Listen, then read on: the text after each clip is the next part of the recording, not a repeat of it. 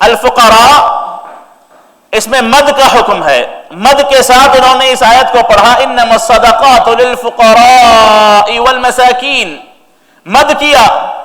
پڑھنے والے نے پڑھا انما الصدقات للفقراء والمساکین، انما الصدقات للفقراء والمساکین، مد نہیں کیا۔ تو ابن مسعود رضی اللہ تعالیٰ نے فوری اس آدمی سے کہا کہ ما ہاکذا اقرأنیہ النبی علیہ الصلوۃ والسلام، اللہ کے نبی نے مجھے ایسے نہیں پڑھایا کہ انما الصدقات للفقراء والمساکین، بلکہ اللہ کے نبی نے کہا انما الصدقات للفقراء والمساکین، مد آپ نے کیا ہے۔ تو معزز حاضرین، قرآن مجید کی تلاوت، قرآن مجید کو اس کے حروف کے حقوق کے ساتھ پڑھنا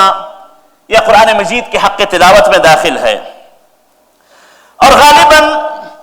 یہ بھی ایک حکمت ہے کہ اللہ تعالیٰ نے قرآن مجید کو لکھی ہوئی شکل میں نہیں دیا، بلکہ قرآن مجید کو اللہ نے سنایا، اور یہ سلسلہ اللہ کے نبی سے، فرشتے سے، اللہ کے فرشتے سے، اللہ کے نبی سے ہوتے ہوئے پوری امت تک پہنچا ہوا ہے، اور آج تک الحمدللہ یہ سلسلہ باقی ہے۔ الحمدللہ امت میں حفاظ موجود ہیں جو قرآن کی تلقین کرتے ہیں، قرآن کو بچوں کو پڑھاتے ہیں، اور بچے بغیر تجوید کے احکام جانے، بغیر تجوید کی تفاصیل کے جانے، تطبیق وہ کر سکتے ہیں، صحیح انداز سے قرآن کی تلاوت وہ کر سکتے ہیں۔ یہ ایک تلقین ہے، یہ ایک تلقین ہے جو قرآن مجید کے سیکھنے سکھانے کا صحیح طریقہ ہے، اور اسی لیے نبی کریم علیہ الصلوۃ والسلام نے کہا خیرکم من تعلم القرآن وعلمہ، یعنی تم میں سب سے افضل، تم میں سب سے بہتر وہ ہے جو قرآن کے سیکھنے سکھانے کا مشغلہ اپنائے بنائے رکھے، قرآن کے سیکھنے سکھانے کا مشغلہ اپنائے رکھے، یہ سب سے افضل ترین انسان ہے، کیونکہ اللہ کا کلام وہ سیکھ رہا ہے، اللہ کا کلام وہ سکھا رہا ہے۔ اور قرآن مجید کے سیکھنے سکھانے کی فضیلتیں ہم دیکھیں تو اس کے بے شمار فضیلتیں ہیں، جیسے وہ حدیث ہمارے لیے اشارتاً کافی ہے۔ نبی کریم علیہ الصلوۃ والسلام نے کہا اگر کوئی آدمی اپنے گھر سے نکل کر مسجد کو جائے، ایک آیت سیکھے یا سکھائے یا پڑھے اور واپس لوٹے، تو ایک آیت کا اس کا پڑھ کر کے واپس لوٹنا ایک اونٹنی جو اس زمانے کی بہت بڑی دولت تھی اور اس سے کافی وہ فائدہ اٹھا سکتا تھا، وہ اس کے حق میں ایک اونٹنے سے کہیں زیادہ بہتر ہے، اور اگر وہ 2 آیتیں سیکھ سکھا کر لوٹے 2 اونٹنیوں سے بہتر، 3 آیتیں سیکھ سکھا کر کے لوٹے 3 اونٹنیوں سے بہتر، جتنی آیتیں وہ پڑھ کے لوٹے گا، جتنی آیتیں سیکھ کر سکھا کر کے لوٹے گا، اتنی ہی اونٹنیوں سے کہیں زیادہ اس کے لیے بہتر اور افضل ہے۔ تو معزز حاضرین، قرآن مجید اس کے حروف کے حقوق کی ادائیگی کے ساتھ پڑھا جانا چاہیے، اگرچہ کہ یہ زبان عربی زبان ہے، عجمیوں پر عربی زبان بعض اوقات کسی حد تک بھاری ہو جاتی ہے، لیکن نبی کریم علیہ الصلوۃ والسلام نے یہ بھی ارشاد فرمایا الماہر بالقرآن مع السفرة الكرام البررة والذي يقرأ القرآن ويتتعتع فيه له أجران، کہ جو آدمی قرآن کی مہارت رکھتا ہو، اچھے انداز سے پڑھ سکتا ہو، قرآن کے حروف کی ادائیگی کے ساتھ، اس کے جو دوسرے بقیہ حقوق ہیں ان تمام کے حقوق کی ادائیگی کے ساتھ اگر قرآن مجید کی تلاوت کرے، ماہر ہو، تو نبی کریم علیہ الصلوۃ والسلام کہتے ہیں کہ اس کا شمار تو بہترین باعزت فرشتوں کے ساتھ ہو جاتا ہے۔ اور اس کے مقابلے وہ شخص جو قرآن پڑھنے کی کوشش کرے، قرآن پڑھے، قرآن پڑھتے ہوئے اس کی زبان لڑکھڑانے لگے، قرآن پڑھتے ہوئے اس کی زبان لڑکھڑانے لگے، وہ سدھارنے کی کوشش کرے، غلطی ہوتی ہے سدھارنے کی کوشش کرتا ہے، یتتعتع فیہ، تعتع کہتے ہیں کہ زبان کے کسی حرف کے ادا کرنے میں مشکل پیش آئے، صحیح انداز سے وہ ادا نہ کر پائے، جیسے ذال صحیح طور پہ ادا نہ ہو، صاد صحیح طور پہ ادا نہ ہو پائے، داد کی ادائیگی میں مشکل ہو۔ غرض یہ کہ وہ ادائیگی میں اگر اس کو مشکل محسوس ہو، کوشش وہ ادائیگی کی کرے، لہو اجران، نبی کریم علیہ السلام نے کہا کہ اس کو دگنا اجر ہے، اس کو دگنا اجر ہے۔ تو یہ اسی بات کی دلیل ہے کہ قرآن مجید کو جو اس کے عربی زبان کے حقوق ہیں، حروف ہیں، قواعد ہیں، ان تمام کی مراعات کے ساتھ ان تمام کے لحاظ کے ساتھ پڑھنے کی کوشش کرنی چاہیے. یہ ہر مسلمان پر حق ہے، یہ ہر مسلمان پر اس کی استطاعت کے بقدر واجب ہے. اسی لیے علماء تجوید نے یہ کہا ہے کہ تجوید کے ساتھ قرآن کا پڑھنا واجب ہے. تجوید کے ساتھ قرآن کا پڑھنا واجب ہے. بغیر تجوید کے قرآن نہیں رہ جاتا، عربی زبان نہیں رہ جاتی. بلکہ بسا اوقات ہوتا تو یہ ہے کہ قرآن مجید کے حروف کے حقوق کی صحیح طور پر ادائیگی نہ ہو تو یاد رکھیں معنی بدل جاتے ہیں. یا اسی طریقے سے اسی احکام میں رموز و اوقاف بھی ہیں کہ بندہ کہاں رکے، کہاں آیت ختم ہوتی ہے، کہاں جملہ ختم ہوتا ہے، کہاں پر اسے پچھلے جملے سے ملا کر پڑھنا ہے، کہاں پر جہاں رکا ہو وہیں سے ادا کر سکتا ہے. یہ تمام احکام کی اگر وہ صحیح طور پر مراعات نہ کرے، اس کا لحاظ نہ کرے تو بعض اوقات اس سے کئی قسم کی غلطیاں اور کئی قسم کے گناہ ہو جاتے ہیں. معزز حاضرین، اس کی ایک مثال دوں. قرآن مجید میں سورہ انفال کی ایک آیت ہے وَإِذْ قَالُوا اللَّهُمَّ إِنْ كَانَ هَذَا هُوَ الْحَقَّ مِنْ عِنْدِكَ فَأَمْطِرْ عَلَيْنَا حِجَارَةً مِنَ السَّمَاءِ أَوْ ائْتِنَا بِعَذَابٍ أَلِيمٍ.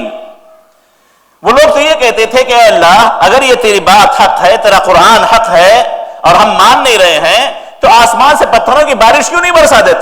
دینا ہم پہ بارش، یا دردناک عذاب پہ ہم کو مبتلا کر دے. اگر کوئی اس آیت کی تلاوت کر رہا ہے، تلاوت کرتے کرتے اس کی سانس ٹوٹتی ہے وَإِذْ قَالُوا اللَّهُمَّ إِنْ كَانَ هَذَا هُوَ الْحَقَّ مِنْ عِنْدِكَ، وہ یہاں پہ رک جائے.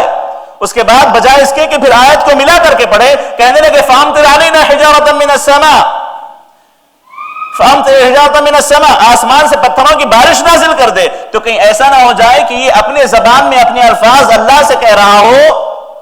کہ ہم پر پتھروں کی بارش اے اللہ برسا دینا، اگرچہ کہ مقصود وہ نہیں ہے، اس کی نیت وہ نہیں ہے، لیکن الفاظ کی ادائیگی اپنے اندر ایک معنی رکھتی ہے. رموز اوقاف اپنی ایک حقیقت رکھتے ہیں کہ کہاں پر بندے کو رکنا چاہیے، کس آیت کو کس آیت سے جوڑنا چاہیے، کس کو کس کے ساتھ ملا کر کے پڑھنا چاہیے. یہ تمام حقوق ہیں قرآن مجید کی تلاوت کے. ایک مسلمان پر واجب ہے اپنی طاقت کے مطابق کہ وہ ان معانی کو یا ان رموز اوقاف کو سمجھے اور اس کو پڑھنے کی کوشش کرے. اسی لیے آپ جو بھی قرآن کا نسخہ لے لیں، مصحف جو بھی آپ اٹھا لیں، اس میں خاص طور پر رموز اوقاف کا اہتمام کیا جاتا ہے. قرآن کی ابتدا میں یا انتہا میں رموز اوقاف کی تفصیل لکھی جاتی ہے. رموز اوقاف کو بتایا جاتا ہے کہ کہاں پہ آپ کو رکنا ہے، کہاں پر جملہ ختم ہوتا ہے، کہاں پہ آپ کا رکنا غلط ہے. یہ تمام چیزیں قرآن کا ایک لازمی حصہ ہیں اور بڑے افسوس کے ساتھ اہل علم کو چھوڑ کر کے عوام کا تقریباً طبقہ اس سے جہالت کا شکار ہے. تو معزز حاضرین، الذین آتیناہم الکتاب یتلونہ حق تلاوتہ، اس میں بات ثابت ہے کہ انسان اس کے حق تلاوت کی الفاظ کے، آواز کے، رموز اوقاف کے اعتبار سے بھی کوشش کرے. اور معزز حاضرین، نبی کریم علیہ الصلوۃ والسلام اس قرآن کے پڑھنے پڑھانے کی کافی تلقین کیا کرتے تھے. نبی کریم علیہ الصلوۃ والسلام نے ارشاد فرمایا من احب ان يقرأ القرآن غضا كما انزل فليقرأه على ابن ام عبد، جو یہ چاہتا ہے کہ قرآن کو اسی انداز سے پڑھے، اسی طریقے سے پڑھے جیسے قرآن تازہ نازل کیا گیا ہو، تو وہ جا کر کے ابن مسعود رضی اللہ عنہ کے پاس قرآن سیکھے، ابن مسعود رضی اللہ عنہ کے پاس قرآن پڑھے. اور بلکہ نبی کریم علیہ الصلوۃ والسلام نے یہ بھی ارشاد فرمایا کہ خذوا القرآن من اربعہ، کہ تم 4 لوگوں سے قرآن مجید سیکھا کرو، تم 4 لوگوں سے قرآن مجید سیکھو. آپ نے 4 صحابہ کے نام گنائے، اور صحابہ کرام میں الحمدللہ کئی صحابہ تھے جو قرآن مجید کی تلاوت میں الحمدللہ اللہ کے نبی ان کو مرجع بتاتے تھے کہ ان کے پاس صحابہ رجوع کریں، ان سے قرآن کو سیکھیں. تو اس سے پتا چلا کہ قرآن کے سیکھنے سکھانے کا خاص اہتمام ہونا چاہیے، قرآن کے حروف کی صحیح ادائیگی کا خاص اہتمام ہونا چاہیے. بلکہ نبی کریم علیہ الصلوۃ والسلام، جیسا کہ مجھ سے پہلے فاضل مقرر نے کہا کہ اللہ کے نبی دوسروں سے سننے کی خواہش کیا کرتے. نبی کریم علیہ الصلوۃ والسلام نے ایک مرتبہ ابی بن کعب رضی اللہ عنہ سے کہا کہ تم مجھے قرآن پڑھ کے سناؤ. اللہ نے کہا ہے کہ میں تم سے قرآن سنوں. ابی بن کعب رضی اللہ عنہ نے کہا کہ اللہ نے میرا نام لیا ہے، اللہ سمانی، تو کہا کہ ہاں. ابی بن کعب رونے لگے کہ اللہ نے میرا نام لے لیا. اور اسی طریقے سے ابن مسعود رضی اللہ عنہ اللہ کے نبی کو قرآن سناتے تھے, اللہ کے نبی ان سے قرآن سنتے. یہ سننے سنانے کا سلسلہ قرآن کی صحیح طور پر تلاوت کا ایک کامیاب ذریعہ اور سنت والا طریقہ ہے, اور یہی طریقہ مسلمانوں کو اپنانا چاہیے کہ وہ قرآن کو اس کے حق کے تلاوت کے ساتھ ادا کرنے کی, تلاوت کرنے کی کوشش کریں. اور معزز حاضرین, انسان کی فطرت میں اللہ نے کچھ ایسا رکھا ہے کہ وہ طرز یا پھر الفاظ اگرچہ غلط ہوں, گانے کے انداز میں کچھ کہے, کچھ لے میں وہ کہے, یہ انسان کی طبیعت میں اللہ نے رکھا ہے. اس کی مثال آپ لے لیں,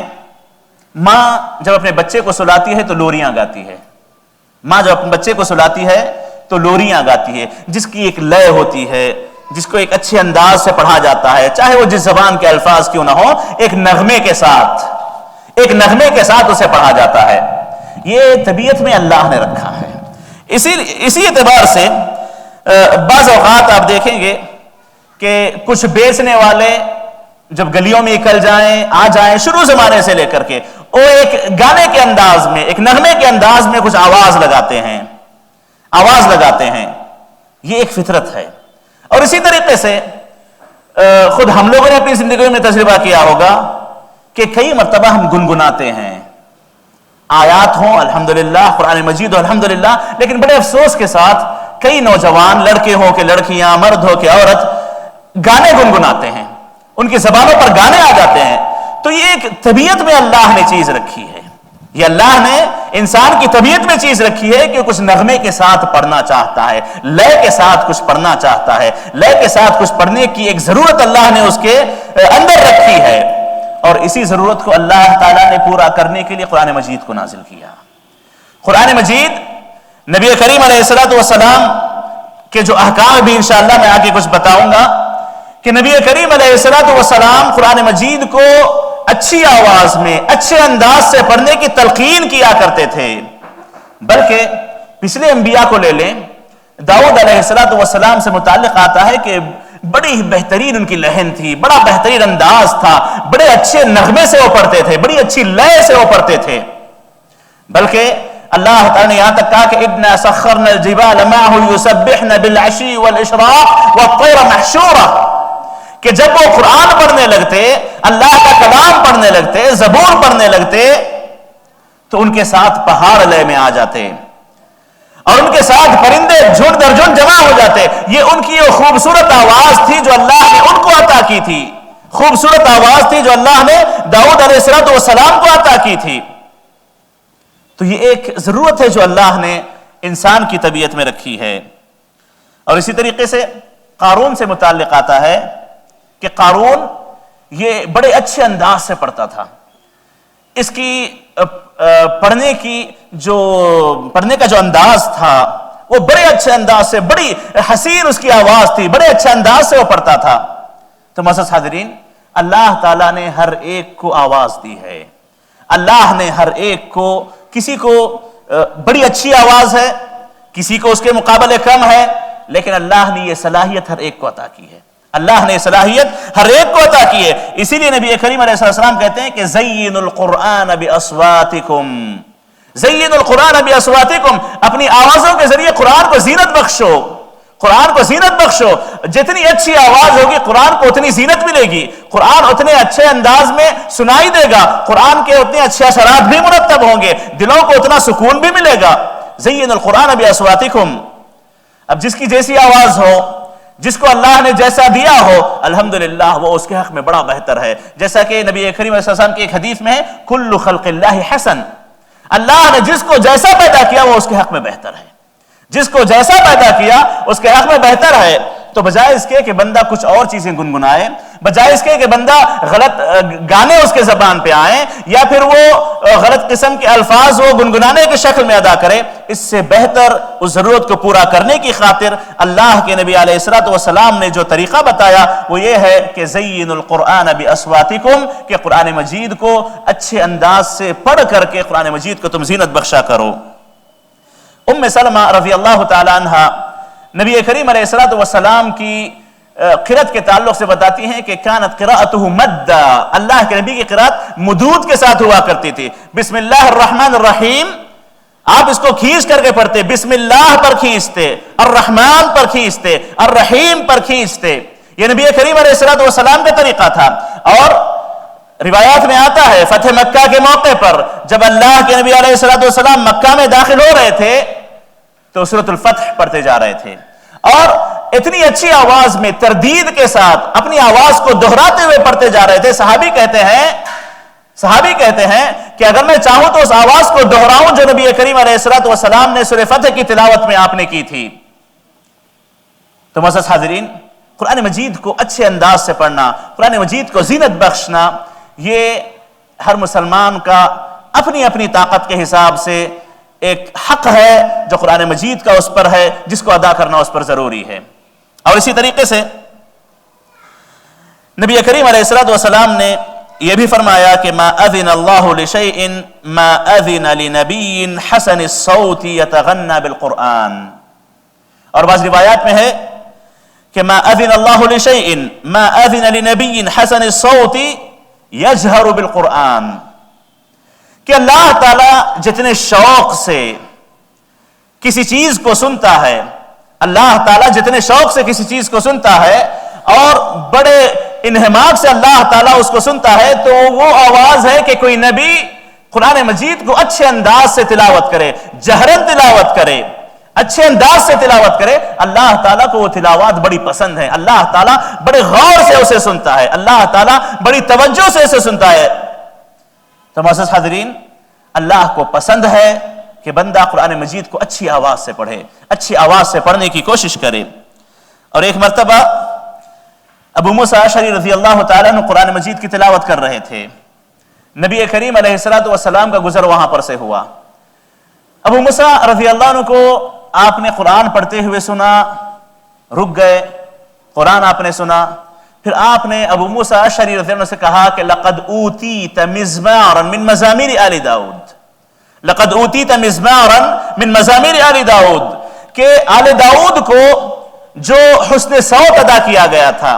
آل داؤد کو جو مزامیر، مزمور مزامیر وغیرہ کہتے ہیں، مزمار مزامیر کہتے ہیں، یہ جو بانسری ہوتی ہے، بانسری جس میں آواز بڑی حسین و جمیل آتی ہے، تو کہتے ہیں کہ آل داؤد کی ایک مزمار، ایک بانسری تمہیں دے دی گئی ہے. آپ نے ابو موسیٰ اشعری رضی اللہ تعالیٰ سے کہا کہ اللہ تعالیٰ نے تمہیں یہ عطا کیا ہے. تو اس سے پتا چلا کہ اللہ تعالیٰ اس بات کو بڑا پسند کرتا ہے کہ قرآن مجید کو اچھے انداز سے پڑھا جائے. جب یہ بات ابو موسیٰ اشعری رضی اللہ عنہ نے سنی تو کہا اے نبی، اگر مجھے پتا ہوتا کہ آپ قرآن سن رہے ہیں تو آواز کو اور میں بنا کر کے پڑھتا، آواز کو میں اور لشکا کر کے پڑھتا. یہ ابو موسیٰ اشعری رضی اللہ عنہ نے کہا کہ اگر پتا ہوتا کہ آپ سن رہے ہیں تو آواز کو میں اور حسین بناتا، اور جمیل بناتا، اور اچھے انداز سے پڑھنے کی کوشش کرتا. اور اسی طریقے سے قرآن مجید کی تلاوت جب بہتر انداز سے ہو، اچھے انداز سے ہو، تو آسمانی فرشتے اتر آتے ہیں. اسید بن حضیر رضی اللہ تعالیٰ عنہ کا وہ واقعہ بڑا مشہور ہے کہ آپ سورہ کہف کی تلاوت کر رہے تھے. آپ نماز کی حالت میں ہیں، آپ کے قریب آپ کا گھوڑا بندھا ہوا ہے، وہیں پہ قریب آپ کا بیٹا ہے. آپ سورہ کہف کی تلاوت میں مشغول ہیں، سورہ کہف کی تلاوت میں مشغول ہیں. اتنے میں کیا محسوس کرتے ہیں کہ گھوڑا بدکنے لگا ہے، گھوڑا اچھلنے لگا ہے. پریشان ہو گئے، خاموش ہو گئے، گھوڑا خاموش ہو گیا. پھر تلاوت کرنے لگے، پھر گھوڑا بدکنے لگا. تو کہتے ہیں کہ مجھے اپنے بیٹے پر ڈر ہوا کہ کہیں گھوڑا میرے بیٹے کو روند نہ دے، میرے بیٹے کو نقصان نہ پہنچ جائے. تو کہتے ہیں میں خاموش ہو گیا. جب میں نے سر اٹھا کے دیکھا تو کیا دیکھتا ہوں کہ بادل کا ایک بڑا سا ٹکڑا جس میں روشنیاں ہیں، جس میں چمک ہے، بالکل قریب آ چکا ہے، بالکل قریب آ چکا ہے. جیسے جیسے میں قرآن پڑھتا وہ نیچے اترتا جاتا، وہ قریب ہوتا جاتا. اور میں نے قرآن پڑھنا چھوڑ دیا تو وہ آہستہ آہستہ اوپر چڑھ گیا اور غائب ہو گیا. جب یہ واقعہ انہوں نے دیکھا، اللہ کے نبی کے پاس پہنچے. نبی کریم علیہ الصلوۃ والسلام سے واقعہ بیان کیا تو نبی کریم علیہ الصلوۃ والسلام نے کہا کہ اقرأ یا ابن حذیر، اقرأ یا ابن حذیر، اے ابن حذیر پڑھو، پڑھتے جاؤ۔ یہ اللہ کی طرف سے سکینت تھی جو نازل ہوئی تھی قرآن کی تلاوت پہ، یہ اللہ کی طرف سے سکینت تھی جو قرآن کے لیے نازل ہوئی تھی، قرآن کی تلاوت پر نازل ہوئی تھی۔ اسید ابن حذیر نے کہا کہ میرے بچے پر مجھے ڈر تھا اس لیے میں رک گیا۔ تو معزز حاضرین، اللہ تعالیٰ قرآن مجید کی حسن تلاوت پہ سکینت نازل کرتا ہے، سکینت نازل کرتا ہے۔ اور نبی کریم علیہ الصلوۃ والسلام نے کہا تھا کہ اس میں فرشتے تھے جو سکینت لے کر کے اترے ہوئے تھے، اس میں فرشتے تھے جو سکینت لے کر کے اترے ہوئے تھے۔ تو معزز حاضرین، نبی کریم علیہ الصلوۃ والسلام نے قرآن مجید کو اچھے انداز سے پڑھنے کا ہمیں حکم دیا، بلکہ صرف حکم نہیں دیا بلکہ نبی کریم علیہ الصلوۃ والسلام نے یہاں تک کہا من لم يتغن بالقرآن فليس منا، من لم يتغن بالقرآن فليس منا، جو قرآن کو اچھی آواز سے نہ پڑھے، نغمے سے نہ پڑھے، اچھی لے سے نہ پڑھے، اس کا مجھ سے کوئی تعلق نہیں ہے، اس کا مجھ سے کوئی تعلق نہیں ہے۔ اور عام طور پر جو احادیث میں لیس منی، لیس منا وغیرہ کے الفاظ آئے ہوئے ہیں، اس کی تفصیل میں جائے بغیر اگر اس کے جو ظاہری معانی ہے اسی پر اس کو محمول کریں گے، اور جیسا اللہ کے نبی علیہ الصلوۃ والسلام نے جو الفاظ استعمال کیے ہیں اسی پر اس کو باقی رکھا جائے گا، تو معاملہ بڑا سخت ہے، معاملہ بڑا سخت ہے کہ جو قرآن مجید کو اچھی آواز میں نہ پڑھے، جیسی آواز اللہ نے اسے عطا کی ہے، جو حسن وہ اپنی آواز میں پیدا کر سکتا ہے، اگر وہ اسے نہ پڑھے تو نبی کریم علیہ السلام کہتے ہیں کہ لیس منا، اس کا ہم سے کوئی تعلق نہیں ہے، اس کا ہم سے کوئی تعلق نہیں ہے۔ ذرا ہم یہ ایک وقفہ لیں، ہم اپنا وقفہ لے کر کے ذرا غور کریں کہ کیا ہم اس کی کوشش کرتے ہیں؟ چاہے آپ کی آواز جیسی ہو، اللہ نے جو دیا ہے اچھا دیا ہے، اللہ نے جو آواز بنائی ہے اچھی آواز بنائی ہے، آپ اس کو پڑھنے کی کوشش کریں۔ اللہ کو پسند ہے کہ آپ اپنی آواز اچھی بنا کر کے پڑھیں، اللہ کو پسند ہے۔ اور جو نہ پڑھے، نبی کریم علیہ الصلوۃ والسلام کی اس حدیث کے روح لیس منا، اس کا ہم سے کوئی تعلق نہیں ہے۔ تو معزز حاضرین، التغنی بالقرآن یہ ہر مسلمان پر اس کی اپنی آواز، اس کی اپنی استطاعت، اس کے اپنے معلومات کے لحاظ سے یہ قرآن کا حق ہے جو اس مسلمان پر ہے، جو اسے ادا کرنا ہے۔ اور معزز حاضرین، یہ تغنی بالقرآن، قرآن کو اچھے انداز سے پڑھنا، اس کے بڑے فائدے ہیں۔ علامہ ابن حجر رحمہ اللہ فتح الباری میں لکھتے ہیں کہ التغنی لہ اثر فی رقۃ القلب و اجراء الدمع، کہ تغنی کے بڑے اثرات ہوتے ہیں، قرآن کو اچھے انداز سے پڑھنے کے بڑے اثرات ہوتے ہیں، خصوصی طور پر دل موم ہو جاتے ہیں۔ قرآن اچھے انداز سے پڑھا جائے، دل نرم ہو جاتے ہیں، دلوں میں سکون پیدا ہو جاتا ہے، اللہ تعالیٰ سکونت و رحمت دلوں پر نازل کرتا ہے۔ اور اسی طریقے سے قرآن مجید کی اچھی تلاوت سے آنکھوں سے آنسو نکل آتے ہیں، قرآن مجید کی بہتر تلاوت سے آنکھ بہہ اٹھتی ہیں۔ یہ اثرات ہیں قرآن مجید کو اچھے انداز سے پڑھنے کے۔ اور التغنی جو کہ عربی لفظ ہے، علامہ ابن قیم رحمہ اللہ نے زاد المعاد میں لکھا ہے کہ تغنی دو قسم کی ہوتی ہے۔ قرآن مجید کو نغمے سے پڑھنا، اچھے انداز سے پڑھنا، یہ دو قسم کا ہے۔ ایک طبیعی طور پر، فطری طور پر آپ اپنی طرف سے کوشش کر کے اس کو اچھے انداز سے پڑھیں، یہ ایک قسم کی تغنی ہے، یہ ایک قسم کا اچھے انداز سے قرآن کو پڑھنا ہے۔ اور دوسرا ما لہ قوانین و مقامات، کہ جس کے کچھ قوانین ہیں، جیسے موسیقی ہوتی ہے، میوزک ہوتی ہے، تو اس کے کچھ قوانین ہیں، اس کے کچھ سٹیپس ہیں، اس کے کچھ اثرات ہیں، وہ اسی حساب سے، اسی وزن سے اس کو پڑھا جاتا ہے۔ تو کہتے ہیں کہ تغنی دو قسم کی ہے، ایک طبیعی انداز میں پڑھنا، اور دوسرا اس طریقے سے جس کے کچھ قوانین اور جس کے کچھ مقامات ہوں۔ تو کہتے ہیں کہ جو تغنی فطری انداز میں ہو، طبیعی انداز میں ہو، بغیر قوانین، بغیر مقامات کے، بغیر موسیقی کے طرز پہ، موسیقی کے انداز کے ہو، تو یہ تغنی مطلوب ہے، یہ تغنی محمود ہے، اور یہی تغنی مقصود ہے۔ من لم يتغن بالقرآن فليس منا، جو قرآن مجید کو اچھے انداز سے نہ پڑھے وہ مجھ سے نہیں ہے، اس کا مجھ سے کوئی تعلق نہیں ہے۔ تو یہاں پر تغنی سے مطلوب وہ تغنی ہے جو طبیعی طور پر ہو، جو طبیعی طور پر ہو. آپ نے اپنے استاد سے سیکھا, استاد کا انداز آپ کو پسند ہے, آپ نے اس انداز کو اپنا لیا, الحمدللہ. آپ الحمدللہ اچھے آواز سے, اچھے انداز سے پڑھ لیتے ہیں, الحمدللہ اچھی بات ہے. لیکن اگر اسی تغنی کو موسیقی کے انداز سے پڑھیں, میوزیکل انداز میں پڑھیں, یا پھر جو خاص طور پر گانوں کے انداز ہوتے ہیں, فحاشی کے انداز ہوتے ہیں, یا اس قسم کے جو اور غلط طریقوں کے انداز ہیں, اس سے قرآن مجید کو پڑھنا, یاد رکھیں یہ شریعت میں غیر مطلوب ہے. بلکہ علماء کرام میں سے کئی علماء نے اس کے بدعت ہونے پر, اس کے حرام ہونے پر, یا اس کے مکروہ ہونے پر مکمل صراحتیں کی ہیں. مثال کے طور پر ابن خلدون نے, ابن تیمیہ نے, ابن قیم نے, ابن حجر وغیرہ نے اس پر یہ بات نقل کی ہے کہ تغنی جو گانوں کے انداز میں ہو, اس انداز سے قرآن مجید کی تلاوت کرنا یہ شرعاً ناجائز ہے, بدعت ہے. بلکہ قاسم ابن سلام رحمہ اللہ نے اس پر اجماع نقل کیا ہے, کہ تمام علماء کرام کا اس بات پر اجماع ہے کہ قرآن مجید کو موسیقی کے انداز میں پڑھنا, گانوں کے انداز میں پڑھنا, یہ کسی صورت جائز نہیں ہے, بلکہ شریعت میں یہ حرام ہے. تو معزز حاضرین, التغنی سے جو مقصود ہے, التغنی سے جو مراد ہے, وہ یہ ہے کہ انسان کو اللہ نے جو آواز دی ہے, اور کوئی شرمائے نہیں اپنی آواز کو لے کر کے, اللہ اس کا سننے والا ہے, اللہ کو سنا رہا ہے, اللہ اس کی تلاوت سنے گا, اور اللہ کو پسند ہے کہ کوئی بندہ اچھے انداز سے پڑھے, اور اللہ کے نبی کا حکم ہے کہ قرآن کو زینت بخشیں, قرآن کو اچھے انداز سے پڑھیں. جس کو اللہ نے جیسی آواز دی ہے اپنی طاقت بھر بہتر بنا کر پڑھنے کی کوشش کرے, یہ الحمدللہ اس کے لیے مسنون عمل ہے, اسی بات کی وہ کوشش کرے, اس کے لیے وہ کوئی مخصوص قسم کے طرز وغیرہ سیکھے, یہ درست نہیں ہے. تو معزز حاضرین, تغنی بالقرآن سے متعلق یہی بات ہے. اور علامہ ابن رجب رحمہ اللہ لکھتے ہیں کہ جو قرآن مجید کی تلاوت موسیقی کے انداز میں ہو, گانوں کے نغموں کے انداز میں پڑھے, تو اس کے تعلق سے کہتے ہیں کہ ھذا یہیج الطباع ویشغل القلوب عن تدبر القرآن, کہ یہ جب گانوں کے انداز میں تلاوت ہوگی تو کیا ہوگا, اس سے ایک جذبات پیدا ہو جاتے ہیں, جذبات بڑک اٹھتے ہیں,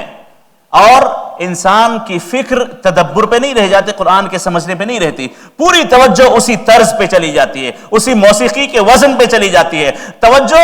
نہیں رہ پاتی. جبکہ وہی تغنی شرعی طور پر ہو تو ابن حجر رحمہ اللہ نے جیسے کہا کہ دلوں پر اس کا بڑا گہرا اثر پڑتا ہے, آنکھوں سے آنسو بہہ اٹھتے ہیں, اگر وہ تغنی شرعی طور پر ہو. اور اگر وہ غیر شرعی طور پر ہو, گانوں کے انداز میں ہو, تو کہتے ہیں کہ یہ تغنی انسان کی طبیعت میں ایک ہیجان پیدا کر دیتی ہے, انسان کے اندر جذبات کو بھڑکا دیتی ہے, اور اسی طریقے سے ان کے دلوں کو اس قرآن پر غور و فکر سے غافل کر دیتی ہے. تو معزز حاضرین, اس حدیث کو سامنے رکھتے ہوئے من لم يتغن بالقرآن فليس منا, یا پھر زین القرآن باصواتکم, ہم میں سے ہر ایک پر یہ قرآن کا حق ہے کہ ہم جہاں پر قرآن مجید کو اس کے حروف کے حقوق کے ساتھ, تجوید کے قواعد کے ساتھ, اور اسی طریقے سے رموز و اوقاف کے ملاحظے کے ساتھ پڑھیں, وہیں پر قرآن مجید کو اپنی بہتر آواز سے پڑھنے کی کوشش کریں. یہ قرآن مجید کا حق ہے, اور انہی کی اللہ نے تعریف کی ہے, الذین آتیناہم الکتاب یتلونہ حق تلاوتہ اولئک یؤمنون بہ,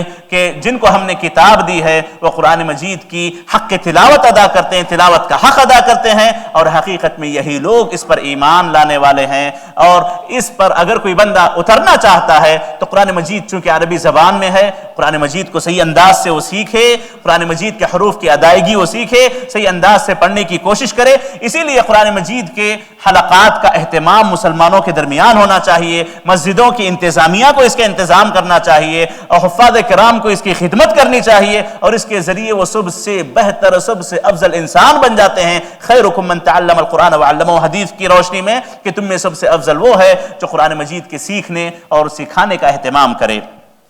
اور معزز حاضرین, یہ جو تغنی ہے, جیسا میں نے کہا کہ اس کے اثرات ضرور ہوتے ہیں, خاص طور پر ایمان کے جذبے کے ساتھ ہو, ایمان کے ساتھ ہو, تو یقیناً بالکل وہی کیفیت پیدا ہو جاتی ہے جو اللہ تعالیٰ نے قرآن مجید میں کہی کہ اللہ نزل احسن الحدیث کتابا متشابہا مثانی تقشعر منہ جلود الذین یخشون ربہم ثم تلین جلودہم وقلوبہم الی ذکر اللہ, کہ اللہ نے جو احسن حدیث احسن کتاب نازل کی ہے، جس کی آیتیں متشابہ ہیں، جس کی آیتیں دوہرا کر کے پیش کی جاتی ہیں، یہ وہ آیتیں ہیں یا وہ قرآن مجید ہے کہ اگر اس کو پڑھا جائے، اس کو مومن لوگ پڑھیں گے تو ایمان والوں کے بدن کے رونگٹے کھڑے ہو جاتے ہیں، ایمان والوں کے بدن کے رونگٹے کھڑے ہو جاتے ہیں، اور پھر وہ لوٹ کر کے آتے ہیں اسی قرآن مجید کی طرف۔ ثم تلین جلودہم وقلوبہم الی ذکر اللہ، ان کو سکون اسی قرآن مجید کے ذریعے، اس کے ذکر کے ذریعے ملتا ہے، جو یہاں پر اللہ نے قرآن مجید میں اس آیت کے روشنی میں پیش کیا۔ آخر میں ایک بات میں اپنی بات ختم کرتے ہوئے پیش کر دوں کہ صرف اچھی آواز پر چلا جانا یہ بھی اچھی بات نہیں ہے، بلکہ اچھی آواز کے ساتھ معنی پر تدبر، غور و فکر یہ لازم چیز ہے، اور یہ وہی کر پائے گا جو قرآن مجید کے معنی کو سمجھ سکتا ہو، آیات کے رموز و اوقاف کو جانتا ہو، وہی حقیقی معنوں میں اس کو کر پائے گا، ورنہ صرف اچھی آواز پر چلے جانا یہ قیامت کی نشانیوں میں سے ایک نشانی ہے۔ عبس الغفاری رضی اللہ عنہ سے روایت ہے، کہتے ہیں بادروا بالاعمال خصالا ستا، کہ نیکیوں میں سبقت کرو، جلدی کرو، کیونکہ 6 قسم کی خصلتیں، 6 قسم کی عادتیں ہو سکتا ہے کہ لوگوں میں عام ہو جائیں۔ اس میں اللہ کے نبی صلی اللہ علیہ وسلم نے گناتے ہوئے کہا وَقَوْمٌ يَتَّخِذُونَ الْقُرْآنَ مَزَامِير، ایک ایسی قوم آئے گی جو قرآن کو مزامیر، بانسری بنا لے گی، بس ایک گانے کا ذریعہ، موسیقی کا ذریعہ بنا لے گی۔ قوم يتخذون القرآن مزامیر يقدمون الرجل ليس بأفقههم ولا أعلمهم ما يقدمونه إلا ليغنيهم، امامت کے لیے بڑھائیں گے لوگوں کو، کس کو بڑھائیں گے؟ عالم بھی نہیں ہوگا، فقیہ بھی نہیں ہوگا، بڑھائیں گے صرف اس کو جس کی آواز اچھی ہوگی، جو اچھے انداز سے پڑھ لے گا، صرف اس کی آواز کو دیکھ کر کے یا صرف اس کے اس پڑھنے کے انداز کو دیکھ کر کے آگے بڑھائیں گے، نہ پھر اس کا فقہ مراد ہوگی، نہ اس کا علم مراد ہوگا، نہ اس کے علم کو دیکھ کر کے آگے بڑھائیں گے۔ امامت کے لیے وہی بڑھے گا جس کی آواز سب سے اچھی ہو۔ نبی کریم صلی اللہ علیہ وسلم نے کہا کہ یہ قیامت کے دن قیامت سے پہلے ہونے والی نشانیوں میں سے کچھ نشانیاں ہیں، اس میں سے یہ بھی ایک ہے کہ یہ ہوگا۔ تو معزز حاضرین، صرف اچھی آواز مقصود نہیں ہے، اچھی آواز کے ساتھ علم ہو، رموز و اوقاف کا پتہ ہو، معانی کو سمجھتا ہو، کہاں رکنا، کہاں سے آیت کو شروع کرنا، اس کو وہ جانتا ہو، ان تمام چیزوں سے متعلق اس کو علم ہو، تو یہی چیزیں مطلوب ہیں اور یہی چیزیں اللہ تعالیٰ بندوں سے چاہتا ہے۔ معزز حاضرین، ایک اور بات آخر میں کہہ دوں کہ انسان کے اندر جتنے سیلز ہیں، جتنے خلایا ہیں، یہ ہمیشہ ایک تذبذب، ایک حرکت میں رہتے ہیں، اور قرآن مجید کی تلاوت اس پر اپنا بڑا گہرا اثر رکھتی ہے، اور خصوصاً قرآن مجید کی بعض مخصوص صورتیں وہ انسان کے سیلز پر بڑا گہرا اثر رکھتی ہیں۔ اسی لیے قرآن مجید شفا بھی ہے۔ اس پر کافی سائنسی تحقیقات ہیں اور مزید تحقیقات کی ضرورت بھی ہے کہ یہ جو انسان کے سیلز ہیں یہ اگر امبیلنس ہو جائیں، ان میں کچھ اونچ نیچ ہو جائے تو انسان کی طبیعت بگڑ جاتی ہے، اس کے حواس اپنے اندر باقی نہیں رہتے۔ قرآن مجید کی تلاوت اپنا بڑا گہرا اثر رکھتی ہے، اور خصوصی طور پر نبی کریم علیہ السلام نے صبح شام کی دعاؤں میں سورہ اخلاص، سورہ فلق، سورہ ناس، آیت الکرسی وغیرہ جو داخل کی ہیں، یاد رکھیں اس کی جو بندہ پابندی کرے گا، الحمدللہ جہاں پر یہ اس کے لیے شیطان سے نجات، شیطان سے حفاظت کا ذریعہ ہے، وہیں پر اس کی صحت مندی کا بھی ذریعہ بنیں گی، وہیں پر اس کی صحت مندی کا بھی ذریعہ بنیں گی۔ تو معزز حاضرین، اس کے بے شمار فوائد ہیں، دنیوی فوائد ہیں، اخروی فوائد ہیں، قلبی فوائد ہیں، بدنی فوائد ہیں، ہر اعتبار سے اللہ نے قرآن مجید کی تلاوت میں فوائد رکھے ہیں۔ اس کو اچھے انداز سے پڑھا جائے، عربی انداز سے پڑھا جائے، اس کے حروف کے حقوق کی ادائیگی کے ساتھ پڑھا جائے، تو انشاءاللہ ایک مسلمان قرآن مجید کا حق ادا کر سکتا ہے۔ اللہ تعالیٰ سے دعا ہے کہ اللہ تعالیٰ اس قرآن مجید کے حق کو ہمیں سمجھنے اور اس قرآن مجید کے حق کو ہمیں ادا کرنے کی توفیق نصیب فرمائے، اور اللہ تعالیٰ اس ماہ رمضان میں خاص طور پر جو ماہ قرآن ہے، ہمیں قرآن مجید کو اچھے انداز سے سیکھنے، سکھانے کی توفیق نصیب فرمائے، اور اللہ تعالیٰ اس ماہ رمضان کے نکلنے سے پہلے ہمیں اللہ جہنم سے آزاد کر دے اور ہماری مغفرت فرمائے۔ آمین۔ وصلی اللہ وسلم علی نبینا محمد وعلی آلہ وصحبہ اجمعین۔ والسلام علیکم ورحمۃ اللہ وبرکاتہ۔